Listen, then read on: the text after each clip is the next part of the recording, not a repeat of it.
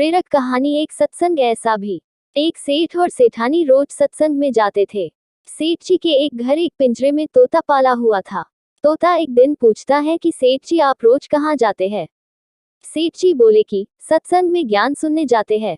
तोता कहता है सेठ जी संत महात्मा से एक बात पूछना कि मैं आजाद कब होऊंगा। सेठ जी सत्संग खत्म होने के बाद संत से पूछते हैं कि महाराज हमारे घर जो तोता है उसने पूछा है कि वो आजाद कब होगा। संत जी ऐसा सुनते ही बेहोश होकर गिर जाते हैं। सेठ जी संत की हालत देखकर चुपचाप वहां से निकल जाते हैं। घर आते ही तोता सेठ जी से पूछता है कि सेठ जी संत ने क्या कहा। सेठ जी कहते हैं कि तेरे किस्मत ही खराब है जो तेरी आजादी का पूछते ही वो बेहोश हो गए। तोता कहता है कोई बात नहीं सेठ जी मैं सब समझ गया। दूसरे दिन सेठ जी सत्संग में जाने लगते हैं तब तोता पिंजरे में जानबूझकर बेहोश होकर गिर जाता है। सेठ जी उसे मरा हुआ मानकर जैसे ही उसे पिंजरे से बाहर निकालते हैं तो वो उड़ जाता है।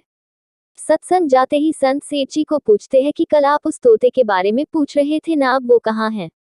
सेठ जी कहते हैं हाँ महाराज आज सुबह सुबह वो जानबूझकर बेहोश हो गया।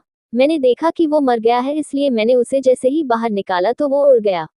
तब संत ने सेठ जी से कहा कि देखो तुम इतने समय से सत्संग सुनकर भी आज तक सांसारिक मोह माया के पिंजरे में फंसे हुए हो और उस तोते को देखो बिना सत्संग में आए मेरा एक इशारा समझकर आजाद हो गया।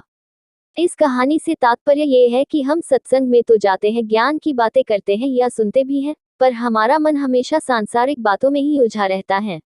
सत्संग में भी हम सिर्फ उन बातों को पसंद करते हैं जिसमें हमारा स्वार्थ सिद्ध होता है, जबकि सत्संग जाकर हमें सत्य को स्वीकार कर सभी बातों को महत्व देना चाहिए और जिस असत्य, झूठ और अहंकार को हम धारण किए हुए हैं उसे साहस के साथ मन से उतार कर सत्य को स्वीकार करना चाहिए।